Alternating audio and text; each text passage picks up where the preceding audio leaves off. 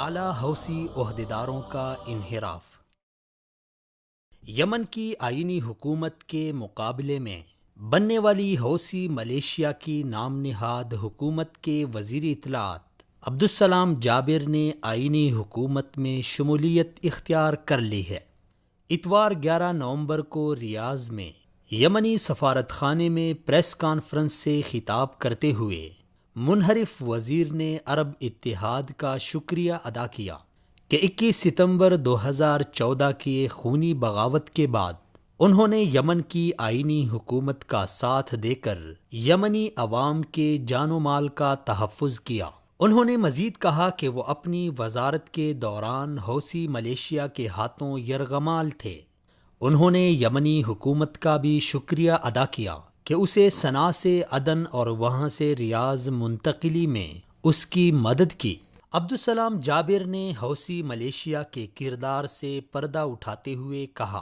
کہ 21 ستمبر 2014 میں حوثی بغاوت کے بعد سے یمن کو شدید کریک ڈاؤن، وحشیانہ کارستانیوں اور بنیادی انسانی حقوق کی پامالی کا سامنا ہے۔ ان کے مطابق یمنی عوام ذلت آمیز زندگی گزارنے پر مجبور ہیں۔ منحرف وزیر کے مطابق یمنی ادارے ایسے لوگوں کے ہاتھ میں ہیں جن کا طور طریق کسی بھی صورت یمنی عوام کے رواج اور ثقافت سے میل نہیں کھاتا، بلکہ خطے کے طاقتور ملک کی سرپرستی میں حوثی ملیشیا کے دہشت گردوں نے یمن کی اینٹ سے اینٹ بجا کر عمارتوں کو کھنڈرات اور آبادیوں کو وحشت ناک میدانوں میں بدل دیا۔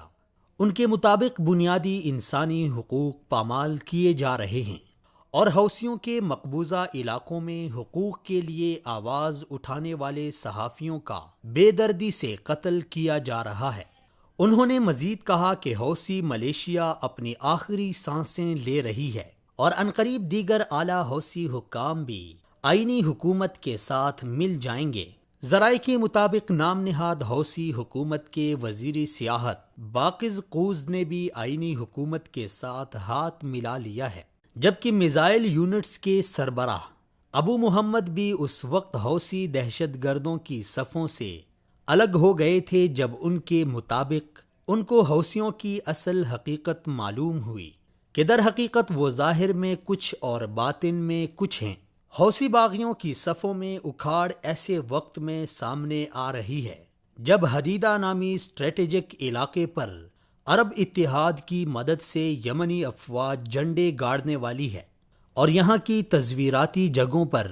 یمنی فورسز اپنا قبضہ جما چکی ہے، جبکہ حوثیوں کے گڑھ سادہ صوبے کے 50% سے زائد کا علاقہ بھی آئینی فوج کے قبضے میں ہے، جس سے باغی ملیشیا کے ارکان سخت دباؤ کا شکار ہیں اور ان کی صفوں میں بے چینی پھیلی ہوئی ہے۔